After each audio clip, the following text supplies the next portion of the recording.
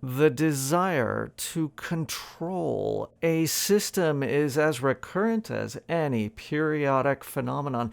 What happens when we try to control a population? Let's go back to the model that we were looking at, a 3-caste model with a fixed birth rate lambda. We have these 3 populations, XA, XB, XC.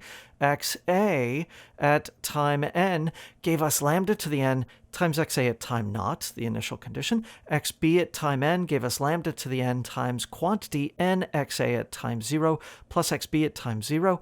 And XC at times n gave us lambda to the n times the initial condition on C minus n times the initial condition on A. That's what our linear system gave us. And what do we see? We see that we have an oversupply of people in the 2nd caste due to the presence of people in the A caste. But the real problem was that we ran out of people in the C caste. And what was happening was the number of A's was pulling them down. There were too many people in the top caste, an overproduction of elites, if you will. So let's manipulate this system. Let's say that we can control the reproduction rates of the different castes. We can increase the supply of people in certain castes. We can decrease the supply of people in certain castes. Now, don't ask how we're able to do this. Shh. But let's say that we can. This is going to be great. Why? Because we, all wise, all knowing, will only do what is best for our people. And our people will be governed by a wiser model. We're going to take that table of pairings of mothers and fathers with the offspring in their various castes, and now we're going to assign reproduction rates to each of those pairings. So an A mother with a C father reproduces at a rate of alpha 1. For the other pairings, we have alpha 2, alpha 3, alpha 4, alpha 5. These are going to be 5 distinct positive reproduction rates. And if we take the model that we used previously and replace all the lambdas in those models with these coefficients, alpha 1 through alpha 5, depending on the 5 different pairings that can happen, then the model that we get, the details of which you should go through carefully, gives us the linear system EP equals the matrix alpha 1, 0, 0, alpha 2, alpha 3, 0, minus alpha 5, alpha 4 minus alpha 5 times P. And that matrix is the key. We can manipulate individual terms and get the outcome that we want. Now, how do we solve this linear system? Of course, we look at the eigenvalues and the eigenvectors. This matrix A is conveniently lower triangular. That means that the eigenvalues can be read right off. Alpha 1, alpha 3, alpha 5. Let's assume they're distinct, since when they were all the same, that led to problems. If they're distinct, they're definitely real. One of them has to be dominant. Which one? It's the largest one that is dominant. Well, let's think. Now we need to make some choices. We needed more people in the lowest caste. And that one is controlled by what? By alpha 5. So let's try making alpha 5 dominant. That way we'll get more people in that lowest caste. So let's take that dominant eigenvalue, alpha 5, solve for the dominant eigenvector. That is, we need to find a vector v so that quantity a minus alpha 5I times v equals 0. If I subtract off alpha 5 times the identity from our matrix A, hit a vector v with it, solve for 0, what do I get?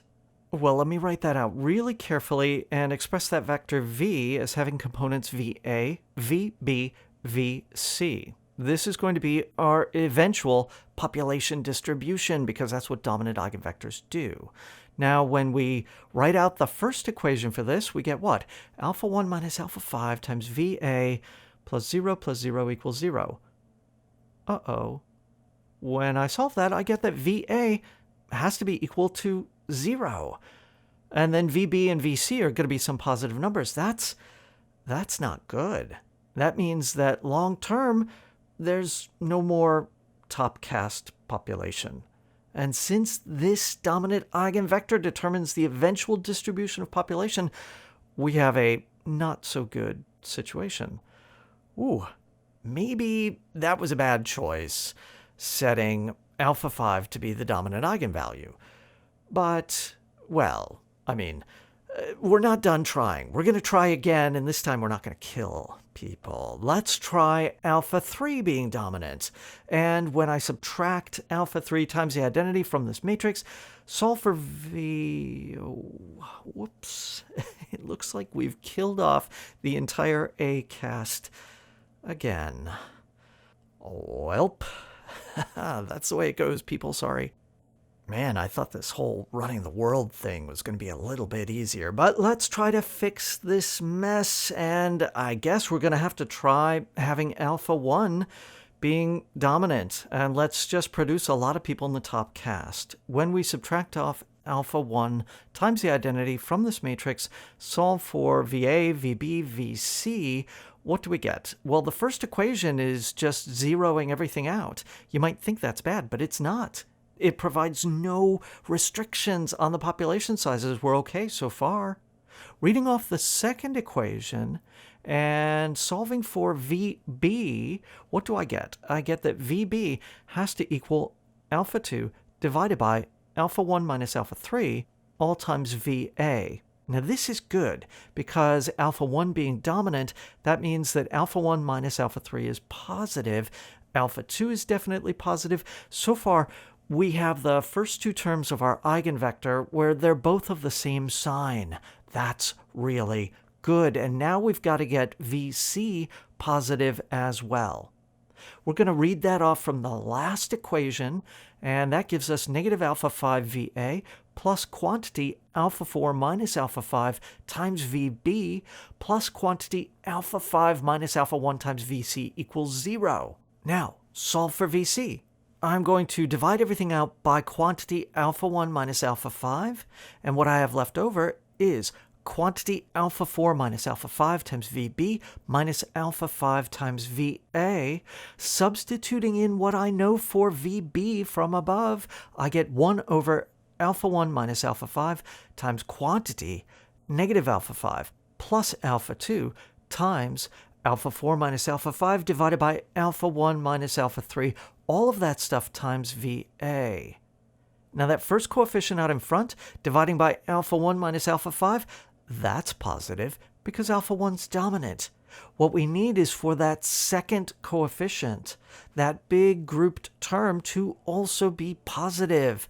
That means that we need to satisfy the following inequality. Alpha 2 times quantity alpha 4 minus alpha 5 has to be bigger than alpha 5 times quantity alpha 1 minus alpha 3. So all we have to do is manipulate all those different reproduction rates to satisfy these inequalities. And if we do all of that, then, and only then, do we have a positive dominant eigenvector, a dominant eigenvalue where all the terms are positive. That controls the long-term population distribution, and we're good. Now, what's the moral of our story? The moral of our story is that this was a simple, linear, dynamical system. Everything perfectly delineated and controllable. And if you look at it and use your intuition, what happens? The system collapses and people die. Real life is nothing anywhere near as simple as this.